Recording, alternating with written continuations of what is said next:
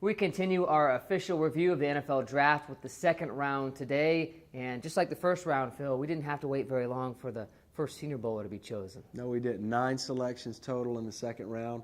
And the first name call was Jonathan Cyprien, the safety from Florida International. He goes to the Jacksonville Jaguars, where he will be expected to plug in and play as an immediate starter. He'll also help on special teams. But he was so confident in his abilities that last summer he mentioned to the Senior Bowl representatives at the Sun Belt Media Day, when am I getting my invite? Because he knew he's a player with great passion, great energy. He's a big-time hitter, and he showed more range here in Mobile. He's certainly a guy that got a bump as well, but who got the biggest bump out of all the guys chosen in the second round? I think the guy that really emerged during the fall and then got that bump here in Mobile was Robert Alford, the corner from southeastern Louisiana, just down I-10 from here in Mobile. Went and saw him in November, said this player will be able to compete with the big school prospects because he's got feet, he's fast, and he's physical. He comes to Mobile, and the very first practice, he just jumped out in terms of the way he competed. He ends up going to the Atlanta Falcons in the second round. They get great value there in terms of him being the 60th overall pick. But during the fall, he was probably a fourth-round consideration. He ends up going in the second round, and he'll pay dividends for Atlanta this year because he can play in the nickel, he can play outside, and he'll also return kickoffs. You talk about being paid dividends. Which player selected in the second round from the Senior Bowl is going to step right on the field and make an immediate impact?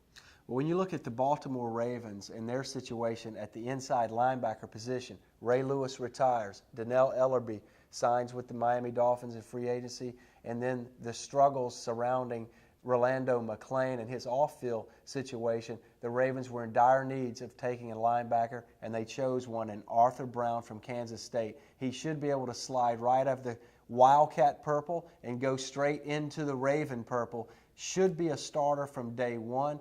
Can play against the run on early downs, can cover the pass on third down, and then will also help on special teams on fourth down. So the Ravens get a significant contributor right away in 2013. Well, Brown expected to make an immediate impact. Who's your value pick? I know with your scouting background, you always like to find those hidden gems. This guy's not so hidden, but he definitely dropped a little bit. Well, you look at the Carolina Panthers, and in round one, Starlo Tulele, one of the top defensive tackles in the draft, falls to them at number 14. Then lo and behold, in the second round, Kawan Short, KK from Purdue, drops into their laps for a second round in a row. They get 2 prominent defensive tackles out of this draft. I think he'll step in, be part of their rotation. And Dave Gettleman, their new general manager for the New York Giants, they always value size on their front line. They added 2 defensive tackles at the Carolina Panthers that should be able to provide great value in 2013. Yeah, they'll be a lot tougher up front in 2013.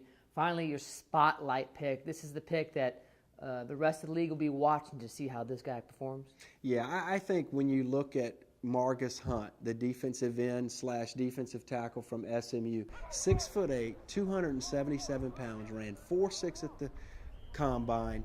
He's a genetic freak, but people were hesitant in terms of how can he convert those physical gifts into Sunday production. He goes to Cincinnati Bengals. They're one of the most underrated defensive lines as a collective unit in the National Football League. He can go there, get reps as a defensive end, potentially even take reps as a defensive tackle in pass rush. And then the great thing about him, blocked 17 kicks for the Mustangs during his college career. At 6'8" and those long arms, he can swat the ball away. Eastern block. And so I think people are going to be very interested to see an international player. How long does it take him to transition to life in pro football and to go make plays on game day? There's a guy with limited collegiate experience, very much like Ziggy Ansah, who was your spotlight pick in round one.